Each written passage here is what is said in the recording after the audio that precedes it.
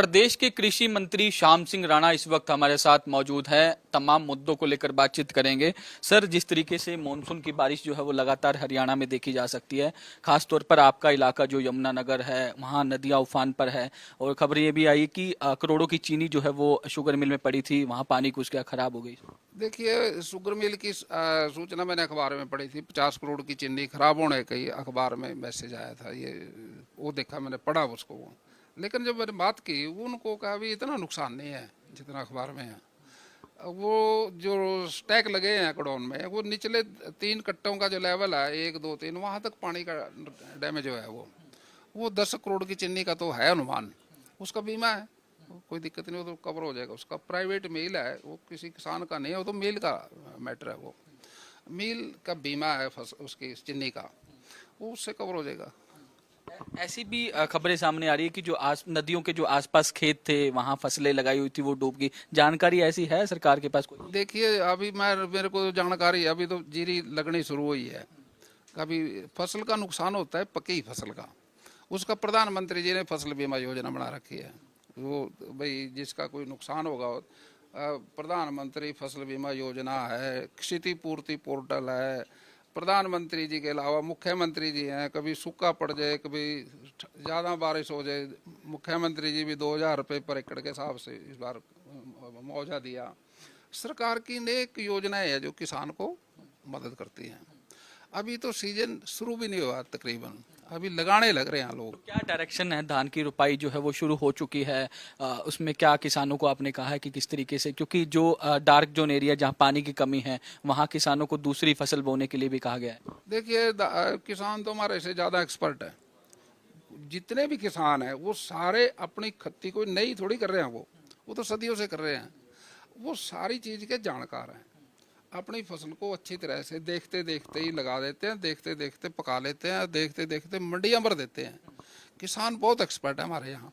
लेकिन किसान की जो फसल का नुकसान होता है वो सरकार करती है। अभी तो धान लगना शुरू हुआ, बारिश होगी तो धान लगेगा, अच्छी फसल लगेगी। अभी ये जुलाई है, जुलाई के बाद फिर अगस्त है, सितंबर है, अक्टूबर में जाके पकेगी। अभी तो स्टार्टिंग हुई है। पानी की जरूरत है और पानी परमात्मा ने दे दिया तो इससे अच्छी फसलें होंगी। मेरा सवाल ये था राणा जी, जहाँ पानी की कमी है, एरिया जो सिरसा फतेहाबाद इलाका है, इस एरिया में किसान जो धान लगाते हैं, सरकार ने एक ऐलान किया था कि इस फसल को छोड़कर अगर दूसरी फसल लगाएंगे तो सरकार जो है वो सरकार को किसानों को अप्रिशिएशन भी करेगी और उनको जो अलग से जो सरकार की ओर से स्कीम की तरफ से पैसा दिया जाता है वो भी दिया जाए। हाँ हाँ, आप जो पूछना चाह रहे हैं मैं वो समझ गया बात आपकी। हम सीधी बुझाई करते हैं। पहले तो हम ट्रैक्टर से कद्दू करते थे खेत में, फिर सुहागा मारते थे, पानी को रोकते थे, लेप कर देते थे सारे खेत का, वो पानी नीचे ना जाए। वो परंपरागत खेती करते आ रहे हम। अब सरकार कहती है अभी थोड़ा बदलाव करो। जैसे गेहूँ बोते हैं ना मशीन से, ऐसे धान बोना शुरू करो।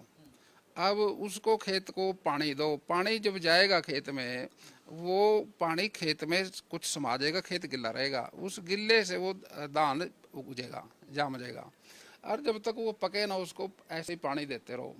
उसमें पानी कम लगता है और वो धान की बिजाई भी जल्दी पकती है।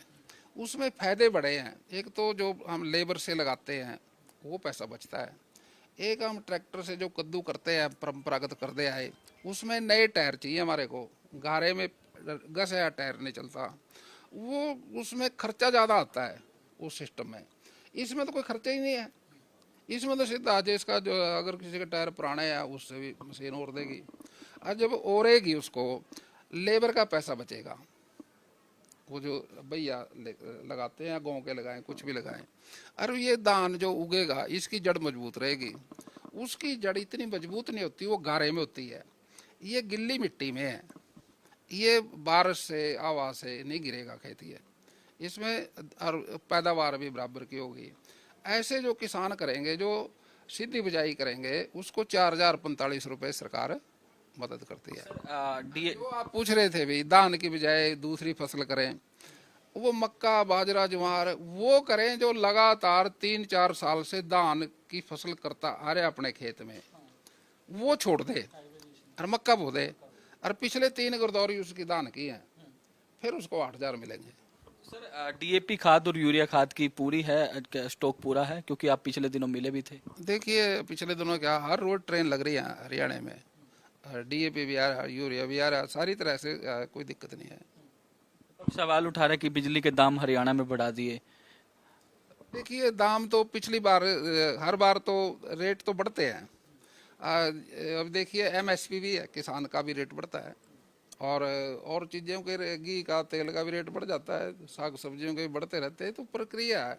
अब बोर्ड है, वो बोर्ड ने बिजली देनी है लोगों को, उसकी अपनी व्यवस्था है, सरकार उसकी मदद भी करती है, लेकिन वो इंडिपेंडेंट है अपने तरीके से, बिल जो थोड़े बहुत बढ़ाता रहता है, उसकी अपनी व्यवस्था है, वो सरकार का उसमें कुछ नहीं है। शुक्रिया हमसे बातचीत करने के लिए। तो हरियाणा के कृषि मंत्री श्याम सिंह राणा थे, जिन्होंने तमाम सवालों के बेबाकी से जवाब दिए।